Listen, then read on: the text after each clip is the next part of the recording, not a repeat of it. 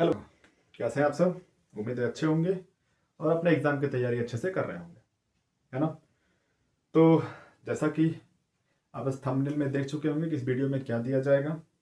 तो इस वीडियो में हम आज बात करने वाले हैं एक ऐसे रासायनिक अभिक्रियाओं की जो खासकर एग्जाम में 2 से 4 नंबर के पूछे जाते हैं और इसमें बहुत ज़्यादा कन्फ्यूजन भी होते हैं कि कैसे इनको लिखे जाएं और ये एग्जाम में किस तरह से पूछे जाते हैं। जो कि ये जो रासायनिक समीकरण जो होते हैं, ये समीकरण खासकर वैज्ञानिकों के नाम पर होते हैं, है ना? और ये जो होते हैं ये सभी चैप्टरों में, मतलब ऑर्गेनिक केमिस्ट्री में अगर जाएंगे तो ऑर्गेनिक केमिस्ट्री में हर चैप्टर में इनके नाम से रिलेटेड आपको इक्वेशन दिए जाते हैं, है ना? और पर्टिकुलर इक्वेशन भी इनके दिए जाते हैं। क्योंकि पर्टिकुलर इक्वेशन को ही जब हम पढ़ते हैं तो फिर पता चलता है कि हमें किस चैप्टर में किससे रिएक्शन करा करके और ये अभिक्रिया पूर्ण करनी है। तो ऐसे ही अभिक्रियाओं को हम इस चैप्टर में देखेंगे, है ना? चलिए, तो इस तरह कितने रासायनिक अभिक्रियाएं होते हैं? बहुत सारे होते हैं। हम यहाँ पे कुछ ही रासायनिक अभिक्रियाओं को देखेंगे और जो बाद में छूट गए होंगे धीरे धीरे करके उनको भी देख लिया जाएगा। तो पहले हम बात करते हैं, जब भी हम अपने चैप्टर में बात करेंगे तो आपको एक अभिक्रिया मिलेगी जिसे हम वोल्टज अभिक्रिया कहते हैं। क्या कहते हैं? तो वोल्टज अभिक्रिया। नेक्स्ट आपको मिलेगी वोल्टज फिटिंग अभिक्रिया। नेक्स्ट की बात करेंगे तो फ्रीडल-क्राफ्ट और कैनिजारो अभिक्रिया। ये सारे ध्यान रखिए, ये सारे जो हैं वो सब साइंटिस्ट के नाम पे दिए गए हैं। अलग अलग साइंटिस्टों ने अलग अलग तरह के रिएक्शंस को क्या किए हैं, डिराइव किए हैं और अपने अपने डेफिनेशन दिए हैं। ऐसे ही कुछ और हमारे साइंटिस्ट हैं, जैसे कार्बिल एमीन अभिक्रिया को दे दिया गया, बताया गया कि कार्बिल एमीन रिएक्शन होते हैं और कार्बिल एमीन रिएक्शन के बाद होता है एल्डोल रिएक्शन, पार्किन अभिक्रिया और रायमंड टी वन अभिक्रिया, है ना? नेक्स्ट अगर देखेंगे तो आपको हाफमैन ब्रोमाइड अभिक्रिया मिलेंगे, सैंडमायर अभिक्रिया, रोजनमुंड अभिक्रिया, नाइट्रिक अभिक्रिया। नेक्स्ट की बात करेंगे तो विलियमसन संश्लेषण स्टीफन अभिक्रिया, हेलोफॉर्म अभिक्रिया और स्मिथ अभिक्रिया। नेक्स्ट हुंस डीकर अभिक्रिया, गाटरमैन अभिक्रिया। इसी में आपको और भी बहुत सारे हैं, है ना? जैसे अगर पूछा जाएगा तो या फिर कभी आपको नाम मिल जाए तो उसे हम कहते हैं ग्रिग्नार्ड अभिकर्मक। क्या कहते हैं? ग्रिग्नार्ड अभिक्रिया, है ना? तो सबका पर्टिकुलर अपना अपना क्या दिया, सबने अपने अपने पर्टिकुलर क्या दिए, एक अभिक्रिया दिया। ग्रिग्नार्ड अभिकर्मक को ध्यान रखिएगा, इसको डिनोट करते हैं RMgX से, है ना? किससे डिनोट करते हैं? तो RMgX से डिनोट करते हैं, जिसमें R जो होते हैं वो क्या होते हैं? R जो होंगे वो एल्कील होते हैं। क्या होते हैं? एल्कील। Mg आप जानते हैं मैग्नीशियम, और ये हम X की बात करेंगे तो ये होते हैं हमारे हेलोजन। क्या होते हैं? हेलोजन होते हैं। हेलोजन में क्लोरीन, फ्लोरीन, ब्रोमीन, आयोडीन, है ना? ये सारे जो होते हैं वो इसमें क्या होते हैं? वो इसमें शामिल होते हैं। तो इसी तरह से हम आज बात करेंगे रिएक्शन में, और ये सभी साइंटिस्ट के ऊपर जो रिएक्शन दिए गए हैं इनके बारे में, है ना? चलिए देखते हैं। सबसे पहला रिएक्शन आपको देखने को मिलेगा, है ना? फर्स्ट रिएक्शन कौन सा रिएक्शन है? तो ये जो रिएक्शन आपको दिया गया है, ये रिएक्शन किस पे दिए गए हैं? तो ये आपको वोल्टज अभिक्रिया पे दिए गए हैं। किस पे दिए गए हैं? वोल्टज अभिक्रिया या वोल्टज रिएक्शन कहते हैं। क्या होता है इनमें? तो एल्किल हाइलाइड के दो अणुओं को शुष्क ईथर की उपस्थिति में सोडियम धातु के साथ क्रिया कराने पे क्या बनता है? तो एल्केन का निर्माण होता है। इसी अभिक्रिया को हम क्या कहते हैं? वोल्टज अभिक्रिया कहते हैं, है ना? तो वोल्टज अभिक्रिया जब ऐसी बात की जाएगी तो इसमें क्या कहते हैं, रिएक्शन भी आपको एग्जाम्पल में लिखने होते हैं। जब भी आपको दिया जाएगा तो वो एग्जाम्पल में आपको डिनोट करना होगा। तो जैसे ही आप डेफिनेशन लिख लेंगे वैसे ही आप क्या कर सकते हैं, रिएक्शन भी बना सकते हैं। रिएक्शन बनाने के लिए देखिए ध्यान से क्या करेंगे, तो इन्होंने कहा एल्कील हैलाइड। एल्कील को हमने अभी बताया आर से डिनोट करते हैं, तो हम क्या करेंगे, आर से डिनोट करेंगे। सिंगल बॉन्ड करके हाइलाइट को हम बताया किससे डिनोट करते हैं, एक्स से डिनोट करते हैं। और इसने कितने मोल बोले? इसने बोले हैं 2 अणु, है ना? और 2 अणुओं की बात करेंगे, चलिए उसको हम बाद में देख लेंगे। 2 अणुओं को इन्होंने कहा, और फिर किसकी उपस्थिति में? देखिए शुष्क ईथर की उपस्थिति में। तो आप क्या कर सकते हैं, एरो के ऊपर शुष्क ईथर लिखेंगे। क्या लिखेंगे? शुष्क ईथर की उपस्थिति में सोडियम धातु के साथ रिएक्शन कराना है। जब सोडियम धातु के साथ रिएक्शन कराना है तो Na, है ना?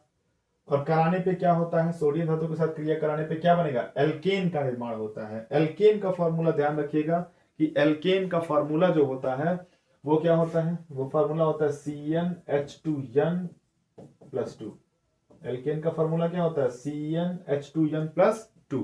इसमें n क्या होते हैं, तो n जो होते हैं वो नंबर ऑफ कार्बन होते हैं। क्या होते हैं यान, नंबर ऑफ कार्बन होते हैं। जैसे 1 होगा तो मेथ, 2 होगा तो एथ, 3 होगा तो प्रोप, 4 होगा तो ब्यूट, है ना। रिएक्शन कराएंगे तो क्या बन जाएगा, एल्केन बनेगा। जब भी एल्केन की बात की जाएगी तो आर जो होते हैं वो एल्कील होते हैं।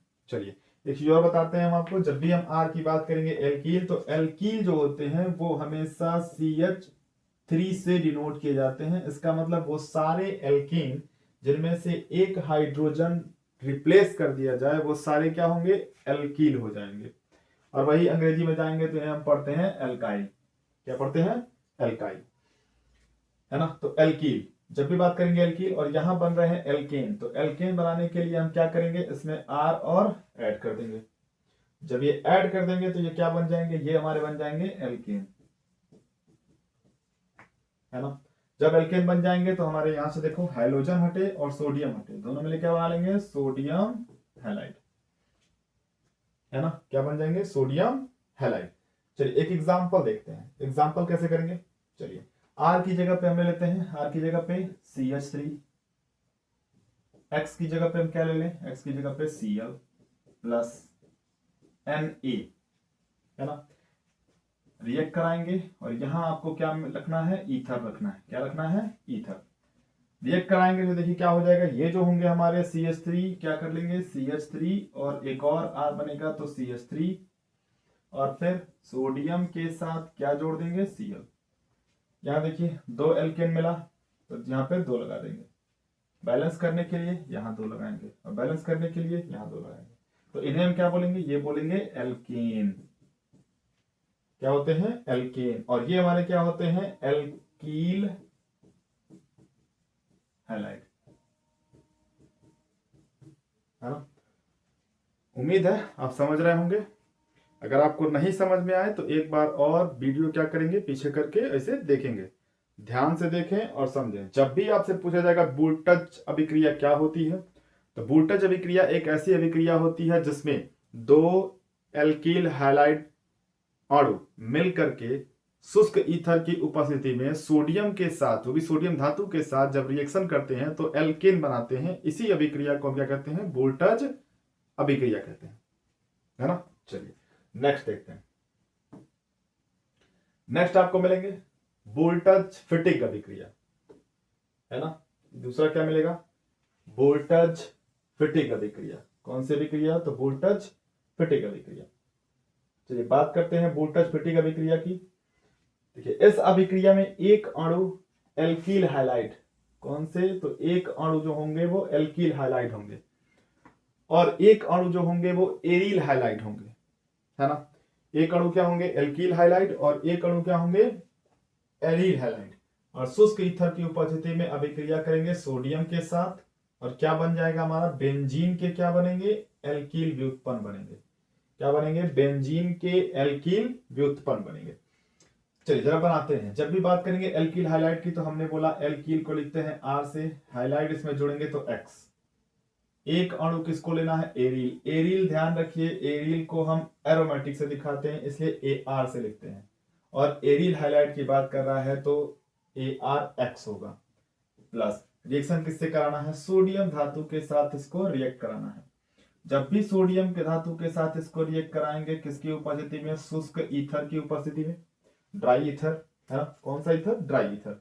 जब कराएंगे तो क्या बनेगा, बेंजीन के एल्कील व्युत्पन्न बनेंगे। क्या बनेंगे, बेंजीन के एल्कील व्युत्पन्न बनेंगे। जब ऐसा आपको होगा तो देखिए क्या बनेगा, ये एरोमेटिक, और यहीं से क्या जुड़ जाएंगे, R, है ना। हमने क्या किया, चेंज कर लेते हैं। देखिए हमने इस एरिल को ऐड कर दिया एल्केन से, और सोडियम की बात करेंगे तो सोडियम क्या होंगे, सोडियम X के साथ अलग हो जाएंगे, ठीक है ना। ध्यान से देखिए, इन्होंने क्या किया, ये दोनों आपस में जुड़ गए, और ये क्या किए, ये जाके वहां से जोड़ लिया। जब ऐसा होगा तो बैलेंस करने के यहां 2 लगाएंगे और यहां पे भी 2 लगा देंगे। चलिए अब बात करते हैं, हम इसमें एग्जाम्पल देखते हैं कि हम इस पे एग्जाम्पल में क्या ले लें। तो R की जगह पे हम लेते हैं CH3, देखिए दिख रहा है,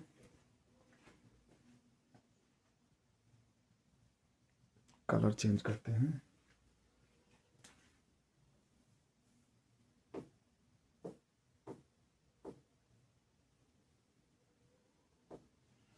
आर की जगह पे ले लेते हैं CH3। एक्स की जगह पे क्या ले लेंगे, एक्स मतलब हाइड्रोजन की जगह पे क्लोरीन। एरिल की जगह पे क्या ले लें, C6H5 और X प्लस सोडियम।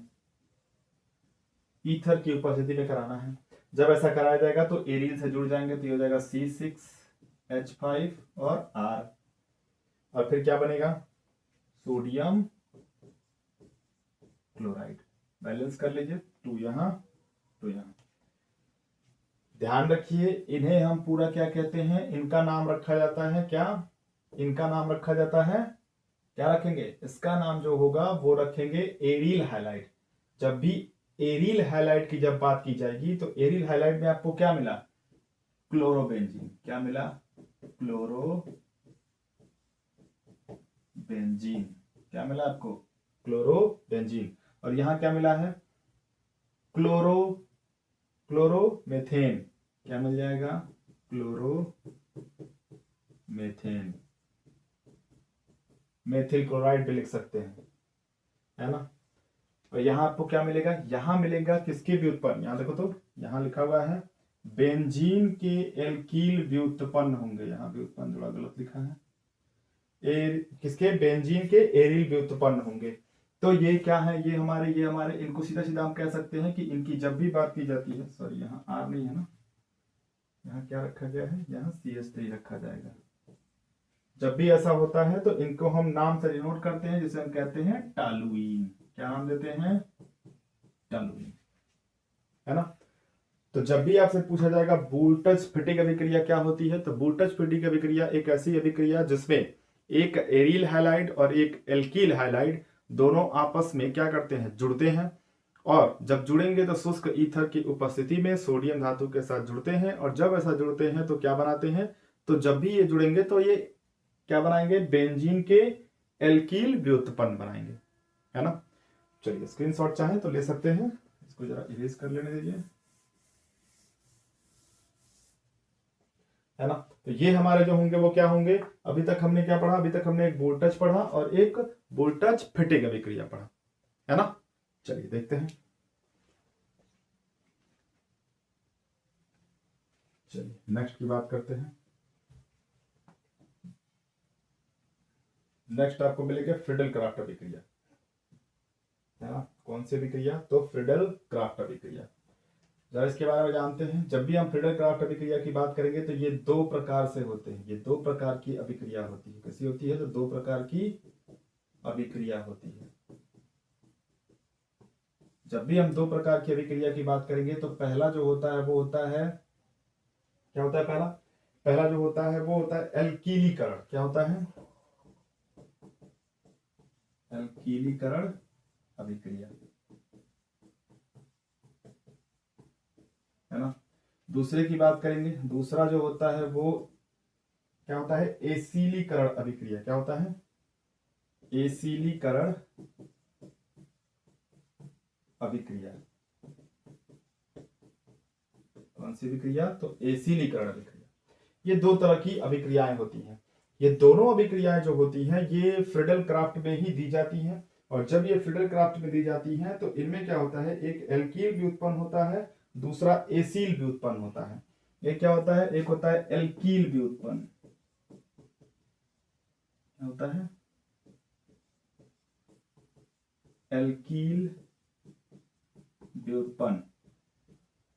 और दूसरा जो होता है वो क्या होता है, वो एसिल व्युत्पन्न। क्या कहे जाते हैं, तो एसिल व्युत्पन्न कहे जाते हैं, है ना। तो ये आपको ध्यान रखने हैं। चलिए देखते हैं नेक्स्ट।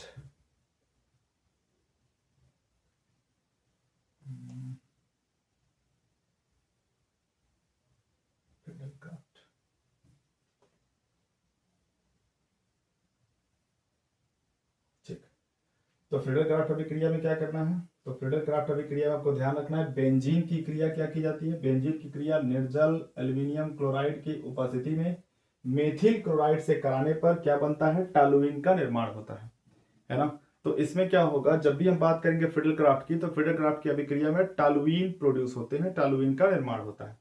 इन टॉलुइन का निर्माण जो होता है, जब भी होता है, तो इस तरह के निर्माण को हम क्या कहते हैं, इस तरह के निर्माण को हम कहते हैं एल्कीलीकरण। क्या कहते हैं, एल्कीलीकरण। चलिए देखते हैं। तो बेंजीन की जब भी हम बात करते हैं, तो बेंजीन को जब हम डिनोट करते हैं तो ध्यान रखिए वो हमेशा साइक्लिक में होते हैं। तो ये बेंजीन, बेंजीन का रिएक्शन किससे कराना है, तो किस, मेथिल क्लोराइड से करानी है। तो मेथिल क्लोराइड से कराएंगे तो CH3 और Cl होंगे। किसके प्रेजेंस में होगा, तो ये प्रेजेंस है AlCl3 एल्यूमिनियम क्लोराइड से। इसकी उपस्थिति में जब भी कराएंगे तो क्या बनेगा, हमारे पास बनेगा टॉलुइन। टॉलुइन का फार्मूला क्या होता है, अभी कुछ देर पहले मैं लिखा, टॉलुइन का फार्मूला होता है C6H5CH3। तो इन्हें हम क्या कहते हैं, ये होते हैं हमारे बेंजीन, ये होते हैं हमारे क्या, क्लोरोमेथिल, क्लोरोमेथेन, और ये हमारे जो होंगे वो होंगे टॉलुइन। क्या होंगे, टॉलुइन। जब भी ऐसा होगा तो ये जाहिर सी बात है क्या बनाएंगे, ये हमारे टॉलुइन का निर्माण करेंगे और यहाँ पे बनेगा HCl। इस तरह के रिएक्शन को हम क्या कहते हैं, इस तरह के रिएक्शन को कहते हैं एल्कीलीकरण। ये पहले तरह का है जो कि फ्रीडल क्राफ्ट में आता है,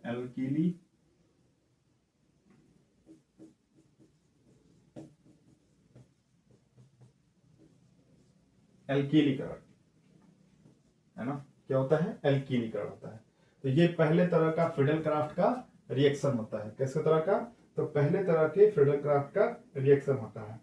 यही अगर हम बात करेंगे दूसरे तरह की, तो जरा चेंज करते हैं।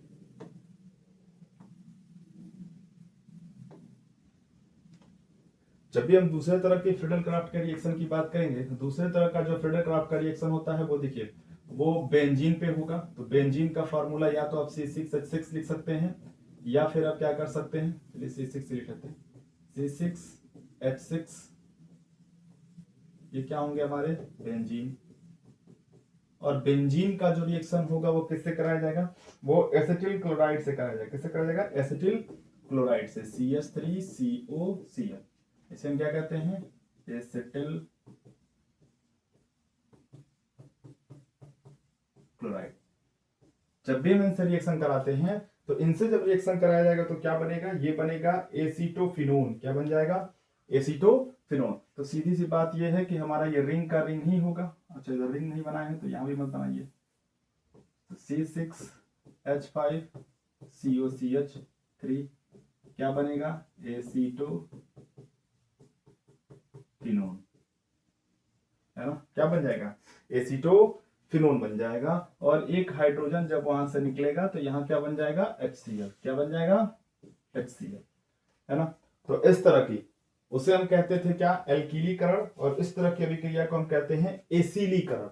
क्या कहते हैं, एसिलीकरण अभिक्रिया। कौन सी अभिक्रिया, तो एसिलीकरण अभिक्रिया। ये जो रिएक्शन होता है वो फ्रीडल क्राफ्ट के रिएक्शन पे क्या होते हैं, निर्भर होते हैं। फ्रीडल क्राफ्ट की अभिक्रिया दो तरह की होती है। एक अभिक्रिया ऐसी होती है जो एल्कीलीकरण होती है, जो एल्कील पे होता है, और एक जो होता है वो एसिलीकरण होता है, जो कि किस पे होते हैं, जो कि एरिल पे होते हैं। अगर आप इसको रिंग में बनाना चाहें तो रिंग में भी इसे क्या कर सकते हैं, रिंग में भी इसे बना सकते हैं। रिंग में बनाने के लिए क्या करेंगे, देखिए जरा। जब रिंग की बात करते हैं तो बेंजीन का जो रिंग होता है वो ऐसे, एसिटिल क्लोराइड का सेम होगा, CH3CO और Cl। तो ध्यान रखिएगा, जब भी COCl लिखेंगे तो C यहां है और डबल बॉन्ड ऊपर है और Cl है। जब ये प्रोड्यूस करते हैं तो ये बॉन्ड कहां से टूटते हैं, तो जब भी ये बॉन्ड टूटता है तो हमारे एक बेंजीन से हाइड्रोजन हटते हैं। जब एक बेंजीन से हाइड्रोजन हटते हैं तो ये वाले बॉन्ड जो होते हैं, कौन से वाले, क्लोरीन वाले जो बॉन्ड होते हैं वो टूट जाते हैं। जब क्लोरीन वाले बॉन्ड टूटते हैं तो वही C आके इन पे जुड़ जाते हैं, और फिर क्या हो जाता है, इसको जरा सही कर लें। ये C वाले बॉन्ड टूटते हैं और यहाँ पे जो होंगे O और यहीं पे CH3 हो जाता है। तो ये एसीटोफिनोन होता है, जैसे हम एसिलीकरण कहते हैं, है ना। उम्मीद है आप समझ रहे होंगे। अगर आप नहीं समझ पा रहे हैं तो एक बार और वीडियो को पीछे करिएगा, बैक करके